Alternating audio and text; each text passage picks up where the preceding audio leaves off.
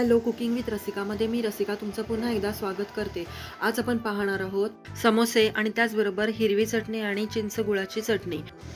तर समोसाच्या आवरणासाठी जो मैदा लागणार आहे तो आपण मळून घेऊया। त्यासाठी मी अर्धा किलो मैदा घेतलेला आहे। 2 डाऊलच्या आसपास तेल घेतलेलं आहे, म्हणजे साधारण तूप असेल तर तुम्ही 50 ग्रॅम तूप घेऊ शकता। हे जास्त गरम नाहीये, कोमटच आहे। आणि त्यात चवीनुसार मीठ आणि अर्धा चमचा ओवा हातावर चोळून मी घातलेला आहे आणि व्यवस्थित हे पिठाला लावून मी घेणार आहे। आणि हळूहळू पाणी घालून मी हे पीठ घट्ट असं मळून घेणार आहे। जास्त सैल नकोय आपल्याला। या पद्धतीने पीठ मळून घेऊन मी 20 मिनिटं हे झाकून ठेवणार आहे। तोपर्यंत आपण यासाठी लागणारी जी भाजी आहे आणि 2 प्रकारच्या चटण्या आहेत त्या आपण बनवूया। भाजीच्या फोडणीच्या मसाल्यासाठी जे हिरवी मसाला लागणार आहे त्यासाठी मी 4-5 हिरव्या मिरच्या, 1 इंच आल्याचे तुकडे, 1.5 कांदा, लसूण, 7-8 कढीपत्त्याची पानं, मूठभर कोथिंबीर, अर्धा चमचा जिरा आणि अर्धा चमचा बडीशेप हे सर्व वाटून घेतलेलं आहे। तर कढईमध्ये 2-3 चमचे तेल, पाव टीस्पून मोहरी, चिमूटभर हिंग, 2 मध्यम आकाराचे कांदे बारीक चिरून मी यामध्ये थोडे सोनेरी होईपर्यंत परतणार आहे। ते परतून होताच त्यामध्ये वाटलेला जो हिरवा मसाला आहे तो मी यामध्ये टाकून परतून घेणार आहे। थोडा कोरडा झाला की त्यामध्ये मी पावडर मसाले घालणार आहे। त्यात अर्धा चमचा हळद, 1 ते सव्वा चमचा घरगुती काळा मसाला, 1 चमचा धना पावडर, चवीनुसार मीठ घालून हे मी जरा परतून घेतलेलं आहे। त्यानंतर 1 वाटी मटार, चिमूटभर मीठ घालून मी हे उकडून घेतलेले आहेत ते मी ऍड केलेले आहेत। आणि जरा परतून झाल्यावर यामध्ये मी अर्धा किलो बटाटे सोलून त्याचे बारीक फोडी करून मी यामध्ये घालून चांगलं मिक्स करून घेणार आहे। मिक्स करून झाल्यावर वरून बारीक चिरलेली कोथिंबीर टाकलेली आहे आणि पुन्हा मिक्स करून ही आपली तयार भाजी झालेली आहे। चला तर भाजी तर थंड होते तोपर्यंत आपण दोन्ही चटण्या बनवून घेऊया। एका लिंबा एवढी मी चिंच घेतलेली आहे आणि ती गरम पाण्यामध्ये मी 15 ते 20 मिनिटं भिजत ठेवलेली आहे।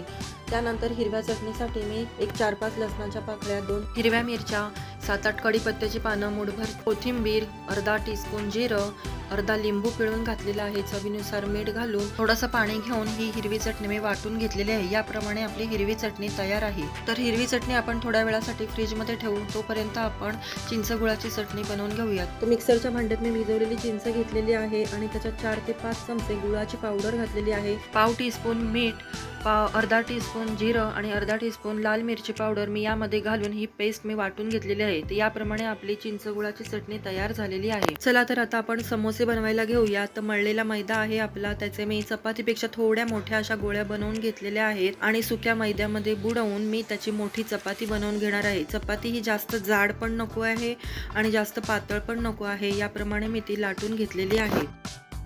याप्रमाणे ही समोसाची पारी लाटून झालेली आहे आणि त्याला मधून दुमडून मी ह्याच्यात 2 भाग करून घेणार आहे। तर याप्रमाणे 2 भागांवर मधोमध अशी भाजी ठेवून व्यवस्थित अशी भाजी भरायची आहे। याप्रमाणे भाजी ठेवून मी याच्या कडांना पाणी लावून घेतलेलं आहे आणि बघू शकता तुम्ही मी कसं या पद्धतीने मी बंद केलेला आहे। समोसा पूर्ण एक कोपरा यामध्ये झाकून घेतलेला आहे आणि दुसरी साईडही मी ह्याच्यावर ठेवून या पद्धतीने व्यवस्थित हा समोसा मी सील केलेला आहे। तुम्ही बघू शकता या पद्धतीने मी हा समोसा बनवलेला आहे छान असा, की जेणेकरून हा तेलामध्ये सुटणार नाही।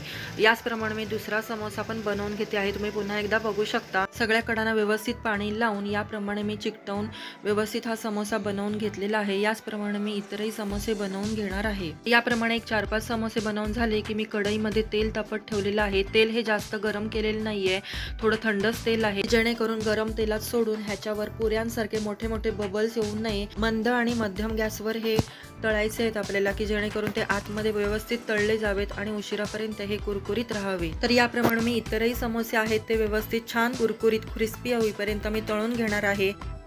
तर आज समोसे आणि चटणी हा तर बेत तुम्हाला आवडलाच असेल, पण माझी करण्याची पद्धत आणि मी सांगितल्याप्रमाणे तुम्हाला जर आवडलं असेल, माझा व्हिडिओ आवडला असेल तर नक्की लाईक करा, शेअर करा, सबस्क्राईब केलं नसेल तर सबस्क्राईब करा। पुन्हा एकदा आपण भेटूया एका नवीन रेसिपीसह, तोपर्यंत बाय।